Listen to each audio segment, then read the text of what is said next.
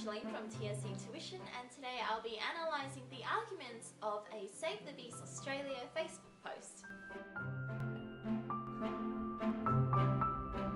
Today's article was created by a Facebook group called Save the Bees Australia, which aims to do exactly what it sounds like, to save the bees of Australia. The post is no longer available, so I'll put up the text and the visual on the website. Go and have a read of that first before you keep watching. I will analyse the visual in a later video, but today I'm really just going to look at the arguments. Let's get started.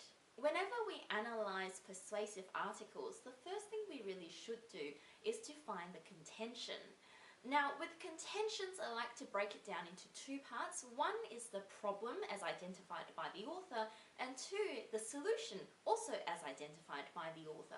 In this post, the authors have identified the problem right at the beginning, that Australia has become the dumping ground of fake honey. And the solution for the authors is found at the end of the articles.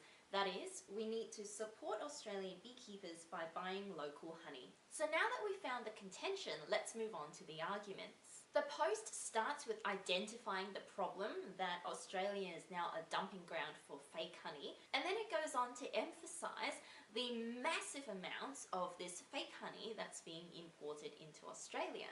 Now, the number that's repeated, 10 million kilograms, is not an argument. It's really just there to reinforce that message that Australia is a dumping ground for honey. Once the authors have made this problem very clear, the authors go on to explain why this honey is not real honey. In fact, the authors call it so-called honey. They explain that the honey is blended and then labelled product of Australia, which we are not protected from by the law. The next paragraph is an elaboration of the same point, mainly that this honey is cheap, that it comes from China, which is now banned from the US, and then it goes on to explain why it's been banned from the US. All of this is in support of that main argument, that this imported honey is not real and that it's really bad and really cheap. In the next paragraph, the authors now move on to their second point, that our beekeepers have been struggling over the recent years. It also implies that therefore the beekeepers need our,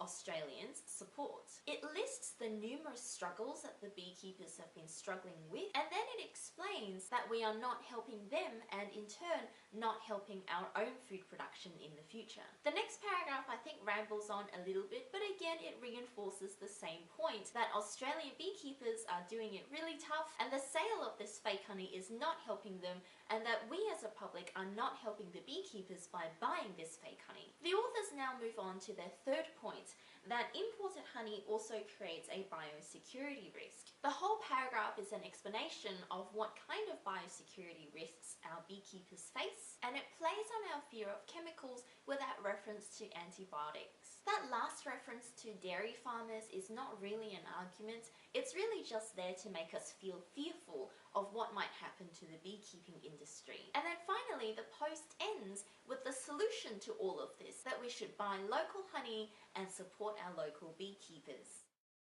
So that's my analysis of this Facebook post. Let me know if you also found the same contentions and arguments. In the next video, I think I'll go and analyse the visual that accompanies this Facebook post. It should be lots of fun because it's so over the top and so cliched. So make sure you subscribe to this channel and don't miss that analysis. So I hope you found that helpful. If you're looking for some one-to-one tutoring in the eastern suburbs of Melbourne, please let us know and we can send someone out to you. Thanks for watching.